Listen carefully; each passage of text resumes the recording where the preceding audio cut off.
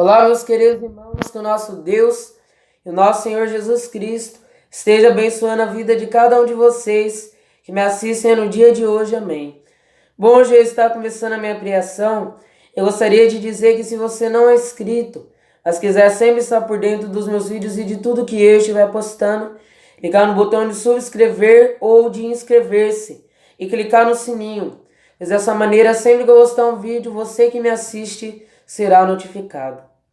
Hoje eu estarei trazendo a interpretação de Lucas 11. Lucas 11 fala da oração dominical, a parábola do amigo importuno, a blasfêmia dos fariseus, a candeia do corpo, o sinal do profeta Jonas, a candeia do corpo, e Jesus censura os escribas e fariseus. Primeiro ponto que fala sobre a oração dominical. Porque estava Jesus e os seus discípulos orando. Eles estavam num lugar determinado orando. Em determinado lugar orando. E aí aconteceu que Jesus levantou um dos seus discípulos, foi até Jesus e perguntou: Senhor, ensina-nos a orar assim como João Batista ensinou a orar aos seus discípulos. E Jesus lhe disse: quando orares, dizei dessa maneira, que é a oração do Pai Nosso. Então, primeiro, eles estavam orando, os discípulos de Jesus falou: Senhor, ensina-nos a orar assim como João Batista ensinou a orar aos seus discípulos. E aí Jesus disse: quando orares, dizei dessa maneira: Pai nosso que estás nos céus, santificado seja o teu nome, e venha a nós o teu reino e seja feita a tua vontade, assim na terra como no céu. O pão nosso de cada dia nos dai hoje, e perdoe as nossas dívidas, assim como nós perdoamos aos nossos devedores. E não nos induzas à tentação, mas livra-nos do mal, porque teu é o reino, o poder e a glória para sempre. Amém. Esse aqui é o primeiro ponto, então, oração dominical. Segundo ponto, fala sobre a parábola do amigo importuno. Então Jesus ele nos conta uma parábola que havia em certo dia, em certa noite, meia-noite, havia um homem que ele estava na cama, deitado com seus filhos. E nessa cama estavam seus filhos e ele dormindo. E aconteceu que veio então um homem que estava recebendo uma visita em casa. Esse homem era seu amigo. Então ele bateu na porta e começou a dizer para aquele homem: amigo, me dê 3 pães, porque recebi uma visita na minha casa. Recebi uma visita na minha casa e não tenho com o que lhe dar de comer, e não tenho o que lhe dar de comer. E logo aquele amigo lhe disse: vai embora, não me importunes, pois eis que eu e meus filhos já estão na cama, eis que já estamos deitados. E não quero sair aí para estar te ajudando, como nós vemos aqui em Paravesmo. E não posso levantar-me para te dar, na verdade diz. E nós vemos ainda que esse homem não se levantasse, que ainda que esse homem não se levante, se aquele homem ficar pedindo, alguma hora ele vai lá e ele vai abrir. Da mesma maneira, Jesus nos diz: pedi e dar-se-vos-á, buscais e encontreis, e aquele que bate, a porta se abre. Aí nós vemos: todo aquele que pede recebe, todo aquele que busca encontra, e todo aquele que procura acha. E aí nós vemos ainda: qual dentre vós, seu filho lhe pedindo pão, lhe dará uma pedra? Ou lhe pedindo peixe, lhe dará uma serpente? Ou lhe pedindo ovo, lhe dará o escorpião? Se vós, sendo os maus, sabeis das boas coisas aos vossos filhos, quanto mais vosso Pai que estás no céu saberá dar boas coisas se vós lhe pedirem a ele. E não nos diz a parábola. Primeira parábola, depois Jesus dá o ensinamento em cima dessa parábola, que é o de pedir e Deus vai te dar, como nós vemos. Pois se vós, sendo maus, sabeis dar boas coisas aos vossos filhos, quanto mais vosso Pai que está nos céus também saberá dar boas coisas se vós pedirem a ele. E aí nós vemos que depois teve a blasfêmia dos fariseus, não é verdade? Que estava Jesus em um determinado lugar e ele expulsou um homem que era um endemoniado, que era mudo. É onde desceu Jesus, expulsou o demônio daquele homem automaticamente ele começou a falar. E aí o que nós recebemos então? Logo depois que ele começa a falar, um deles se maravilhavam com aquele sinal. Então nós podemos perceber.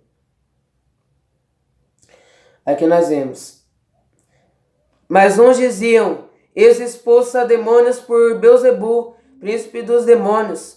E outro ainda lhe pedia um sinal do céu para que pudessem tentar a Jesus. Ou seja, primeiro, uns falaram que ele tinha Belzebu e outros lhe pediram que ele desse o sinal do céu. Mas Jesus conheceram o coração daquele homem, disse: uma casa dividida contra si mesma não pode, um reino dividido contra si mesmo não pode existir. E uma casa dividida com si mesma também não pode existir. E se Beelzebul expulsa Beelzebul, como pois irá existir? Como é que vai permanecer de pé o seu reino? Mas se eu expulso demônios pelo dedo de Deus, se eu expulso demônios por virtude de Deus, a salvação nos é dada, se não me engano, mais ou menos assim. Aqui como nos diz: mas se eu expulso demônio pelo dedo de Deus, certamente vos é chegado o reino de Deus. Mas se eu expulso então por Beelzebul, príncipe dos demônios, também os seus próprios filhos lhe serão os juízes. E aí nós vemos ainda, da mesma maneira que dentro de uma casa, quando tem um homem valente, ele consegue guardar a sua casa, vindo um homem mais valente que ele, consegue tomar a casa daquele homem. Mesmo ele sendo forte, ele pode até ser forte, mas se vem outro e vai, que é mais forte que ele, logo toma a sua casa. E aí nós vemos depois Jesus. E fazer isso também é semelhante, seus sermões, virtude de Beelzebul, é semelhante também ao homem.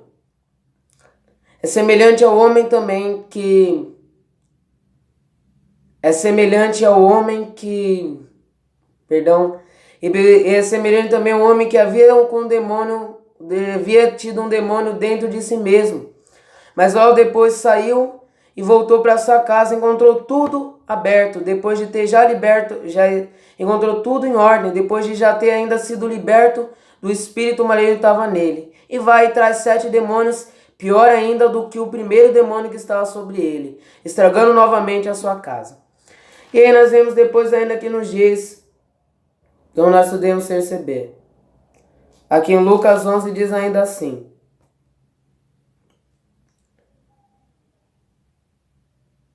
aqui nos diz ainda...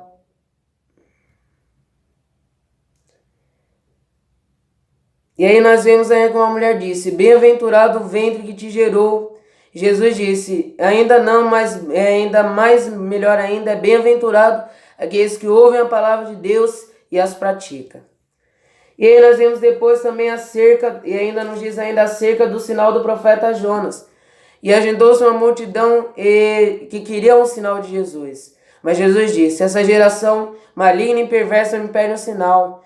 Mas na verdade vos digo que o único sinal que vos será dado será o sinal do profeta Jonas, que ficou 3 dias no ventre da baleia. Da mesma maneira o Filho do Homem, depois de 3 dias, ele irá ressuscitar dos mortos. E também, da mesma maneira também que a mulher... o que acontece? Aí Jesus ainda nos diz que a mulher, a rainha do sul, irá julgar essa geração, porque ela ouviu sobre a sabedoria de Salomão e ela guardou a sua palavra. Jesus ainda disse que quem iria julgar essa geração eram os ninivitas, porque eles ouviram a palavra de Jonas e se arrependeram. E mais aqueles homens seriam condenados, porque ouviram a palavra de Jesus, que é maior do que Jonas e de Salomão, e mesmo assim não deram ouvido a ele. Temos ainda que nos diz a candeia do corpo. Jesus nos diz então sobre a candeia do corpo. Aqui nos diz que não se põe a candeia debaixo do alqueiro e nem se coloca a luz no lugar escuro, a luz como a lanterna, mas se coloca no velador para que possa iluminar a vossa casa. A candeia que representa a gente é o nosso olho. Jesus nos diz: se os seus olhos forem luz, todo o seu corpo será iluminado. Mas cuideis para que o que tenha no vosso olho não seja até, ou seja, cuidei para que os vossos olhos não sejam mal. Porque se os vossos olhos serem mal, todo o seu corpo também será mal. Não haverá luz no seu corpo, mas haverá trevas, como nosso próprio Jesus nos diz. E isso é a candeia do corpo. E depois nós vemos que Jesus ele censura os escribas e os fariseus e os escribas. Porque havia um fariseu que chamou Jesus para estar jantando na casa dele. E aí depois eles começaram a se admirar pelo fato de Jesus não ter se lavado, se limpado antes de começar a refeição. E Jesus começa a dizer: ai de vós, escribas e fariseus hipócritas, pois limpai o exterior, cuidei, pois, em dar os seus bens para os pobres, e assim o seu interior também vai estar limpo. Ai de vós, escribas e fariseus hipócritas, porque vocês buscam os primeiros lugares, os primeiros assentos nas sinagogas. Ai de vós, escribas e fariseus hipócritas, pois são parecidos como como um túmulo pintado de branco para os homens, mas dentro de ti está cheio de ossos e de podridão. O nosso Deus receber. E ainda nos diz ainda: ai de vós, escribas e fariseus hipócritas, pois vos cuidam em fecham a porta do reino dos céus e não entra nem vós, não deixam nem vocês mesmos entrar em aqueles que querem. E aí os doutores ali, mestre, isso não vem para a gente também, isso não se aplica na gente também não é? Jesus lhe disse: ai de vós, doutores da lei, porque colocais fardos pesados aos homens, mas nem com o dedo lhes ajuda a carregá-los. Ai de vós, mestres da lei, porque vocês criam túmulos para os profetas. Dessa maneira apenas concordam das mesmas atitudes com que os pais de vocês lhe fizeram. Isso prova que vocês aceitaram o que os seus pais fizeram, que vocês aprovam o que os seus pais fizeram. E Jesus ainda nos diz: em verdade eu digo que lhe enviareis profetas e apóstolos, mas vós lhe recusareis as suas palavras, pois lhe irão lhe apedrejá-los, e esses lhe serão por sinal. Bom, isso que eu gostaria de dizer nesse vídeo. Se gostou, clique no botão de gostei. Se quiser compartilhar nas redes sociais, clique numa seta no canto superior direito. Que o nosso Deus, o nosso Senhor Jesus Cristo, esteja abençoando a vida de cada um de vocês que me assistem no dia de hoje. Que assim seja. Amém.